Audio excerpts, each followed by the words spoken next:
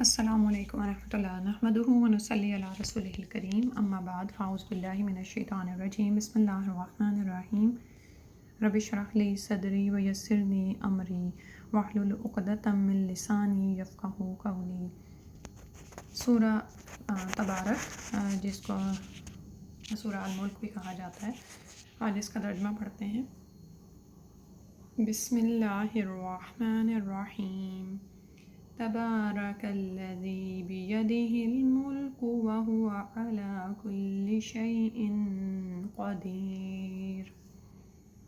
بہت ہی بابرکت ہے وہ ہستی جس کے ہاتھ میں بادشاہی ہے اور وہ ہر چیز پر قادر ہے، جس نے موت اور زندگی کو پیدا کیا تاکہ تمہیں آزمائے کہ تم میں سے کون اچھے اعمال کرنے والا ہے، اور وہ بہت زبردست بھی ہے اور بہت بخشنے والا بھی۔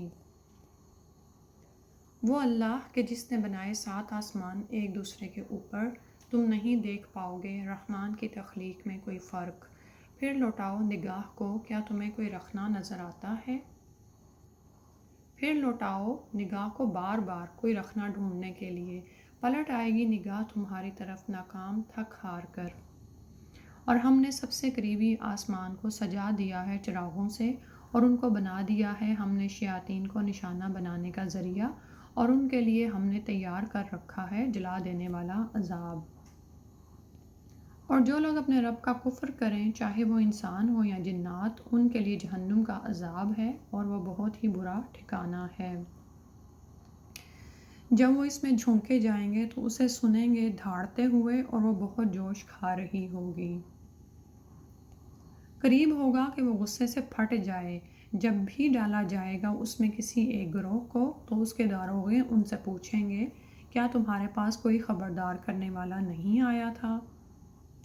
وہ کہیں گے، کیوں نہیں، ہمارے پاس خبردار کرنے والا آیا تھا، لیکن ہم نے اسے جھٹلا دیا، اور ہم نے کہا کہ اللہ نے کوئی شے نہیں اتاری، تم تو کھلی گمراہی میں مبتلا ہو گئے ہو۔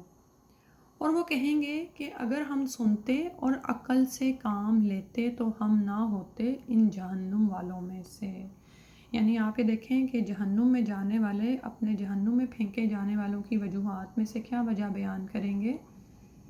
ایک تو یہ کہ جب ڈرانے والا آیا تو انہوں نے اس کی بات نہیں سنی اور الٹا اس کو جھٹلا دیا، اور کہنے لگے اللہ نے کوئی شے نہیں اتاری۔ آج انسان اگر اس دنیا میں غور و فکر کرے تو سوچے کہ اس کے گھر میں کوئی مشین جب آتی ہے تو اس کے ساتھ ایک بکلیٹ ہوتا ہے، اور وہ فوراً اس مشین کو چلانے کے لیے اس بکلیٹ کی طرف جاتا ہے۔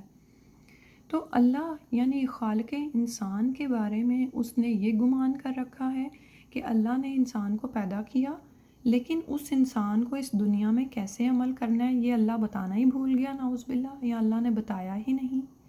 ٹھیک ہے، بڑی سوچنے والی بات ہے نا کہ ایک مشین انسان بناتا ہے تو اس کے ساتھ بکلیٹ رکھتا ہے رہنمائی کے لیے کہ یہ پروڈکٹ میں نے تیار کی ہے، اس سے تم اس طرح فائدہ اٹھا سکتے ہو۔ ایک پروڈکٹ، ایک عظیم ترین افضل ترین مخلوق اللہ نے پیدا کی ہے جو انسان ہے، تو اس کو بھی اگر اس دنیا میں زمین پر اللہ نے بھیجا تو اس نے زندگی کس طرح گزارنی ہے اس کے لیے اس کی طرف ایک پورا یعنی ہدایت نامہ دیا گیا۔ ٹھیک ہے، ہر دور میں دیا جاتا رہا، لیکن جھٹلانے والوں نے اس کو جھٹلا دیا اور کہنے لگے اللہ نے کوئی شے نہیں اتاری۔ تو یہاں رک کر ہم سوچیں کہ کیا ہم اس بات کو مانتے ہیں کہ اس دنیا میں زندگی گزارنے کے لیے ہمارے لیے کوئی ہدایت اتری ہوئی ہے، کوئی ہدایت نامہ اترا ہوا ہے جس کا نام قرآن اور حدیث ہے، جس کے بارے میں رسول اللہ صلی اللہ علیہ وسلم نے فرمایا کہ میں تم میں 2 چیزیں چھوڑے جا رہا ہوں، اگر اس کو پکڑے رکھو گے، مفہوم حدیث ہے، تو گمراہ نہیں ہوگے۔ ٹھیک ہے، قرآن اور حدیث، ہمارا تعلق قرآن اور حدیث کے ساتھ کیسا ہے، سوچنے والی بات ہے۔ اور دوسری وجہ جو بیان کی ان کے جہنم میں پھینکے جانے کی، کہ وہ کہیں گے ہم سنتے اور عقل سے کام لیتے۔ آپ یہ دیکھیں کہ سننا کتنا آسان کام ہو گیا نا آج کل۔ اگر آپ کوئی بہانہ یہ کرنا چاہے کہ مجھے گھر سے اجازت نہیں ملتی علم حاصل کرنے کی، یا میرے پاس وقت نہیں ہے، یا میں ہر وقت کسی کام میں مصروف ہوتا ہوں، بھی تمہارے کان تو سن سکتے ہیں۔ ٹھیک ہے، کان تو ہر وقت مصروف نہیں ہوتے کسی کام میں، اگر ہاتھ مصروف ہیں کسی کام میں تو کان تو کھلے میں نا۔ شوق کیا ہونا چاہیے، ہدایت کو قبول کرنے کا، خیر کی بات کو لینے کا۔ کہ مجھے یہ سننی ہے، اور پھر جب انسان شوق کے ساتھ سنتا ہے نا تو پھر اس پر غور و فکر کرتا ہے، تدبر کرتا ہے کہ اچھا یہ بات مجھے بتائی گئی ہے، اس میں میری بھلائی کا کیا پہلو نکل رہا ہے، مجھے دیکھنا چاہیے۔ تو وہاں پر پھر کیا ہوگا، بس وہ اپنے اصل گناہ کا اعتراف کر لیں گے، بس پھٹکار ہے جہنمی لوگوں کے لیے۔ بے شک وہ لوگ جو اپنے رب سے ڈرتے ہیں غیب میں رہتے ہوئے، ان کے لیے مغفرت بھی ہے اور بہت بڑا اجر بھی۔ اور دیکھو، چاہے تم اپنی بات کو چھپا کر بیان کر دیا کرو یا بلند آواز سے بیان کرو، اور دیکھو چاہے تم اپنی بات کو چھپا کر بیان کرو یا بلند آواز سے بیان کرو، وہ اس کو جانتا ہے، وہ تو اس سے بھی واقف ہے جو تمہارے سینوں کے اندر پنہا ہے، یعنی چھپا ہوا ہے۔ کیا وہی نہ جانے گا جس نے پیدا کیا ہے، اور وہ بہت باریک بین ہے، ہر شے کی خبر رکھنے والا ہے۔ اگر ہم رک کر اللہ تعالیٰ کی معرفت ہی حاصل کرنے کی کوشش کریں، اللہ کے بارے میں جاننے کی کوشش کریں نا، تو ہمارا جو ہے نا عمل ہی بدل جائے، اور ہمارا اللہ سے ایک خاص طرح کا تعلق پیدا ہو جائے۔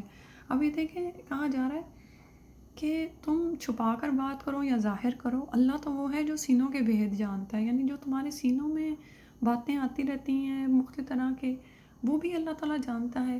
اور پھر یہ کہ کیا تمہیں یہ نہیں سمجھ آتی، اسی نے تو تمہیں پیدا کیا ہے، وہی تمہیں نہیں جانے گا۔ یعنی آپ یہ دیکھیں کہ ماں بچے کو صرف جنم دینے کے عمل سے گزرتی ہے، یعنی تخلیق تو اللہ ہی کی ہو رہی ہوتی ہے نا جو اس کے رحم میں چل رہی ہے، لیکن اس کے باوجود بھی کسی بھی بچے کو اس کی ماں سے بڑھ کر کون جانتا ہوتا ہے، سبحان اللہ۔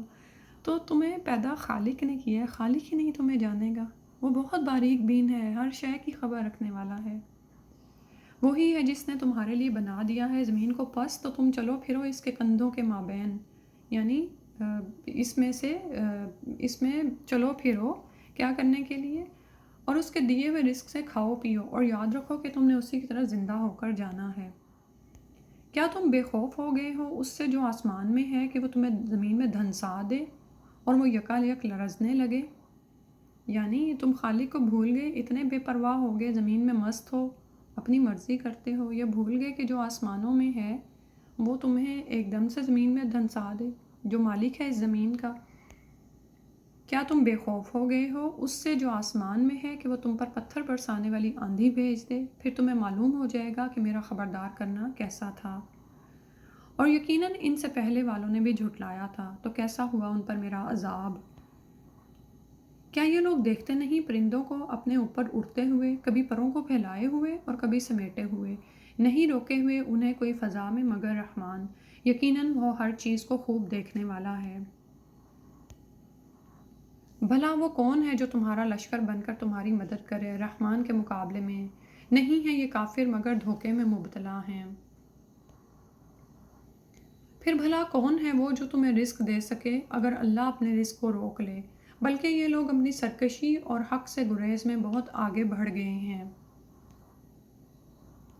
تو کیا وہ شخص جو اپنے منہ کے بل گھسٹ رہا ہے زیادہ ہدایت پر ہے، یا وہ جو سیدھا ہو کر چل رہا ہے ایک سیدھے راستے پر؟ کہہ دیجئے کہ وہی ہے جس نے تمہیں پیدا کیا اور تمہارے لیے کان، آنکھیں اور دل بنائے، بہت ہی کم شکر ہے جو تم لوگ کرتے ہو۔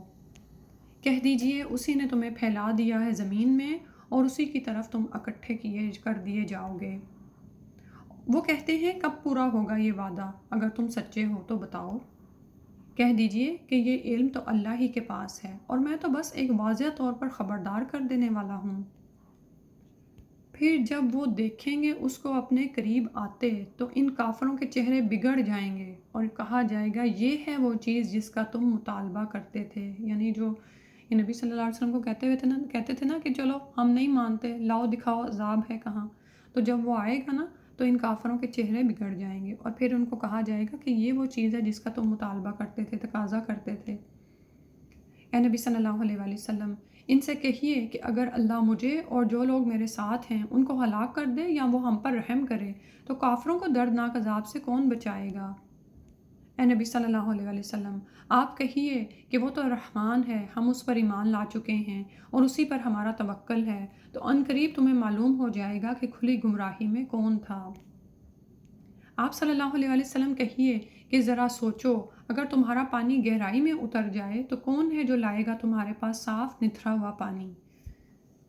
کوئی نہیں مگر اللہ سبحانہ و تعالیٰ ہی۔ سبحانک اللہم و بحمدک نشہد ان لا الہ الا انت نستغفرک و نتوب الیک۔ السلام علیکم ورحمۃ اللہ وبرکاتہ۔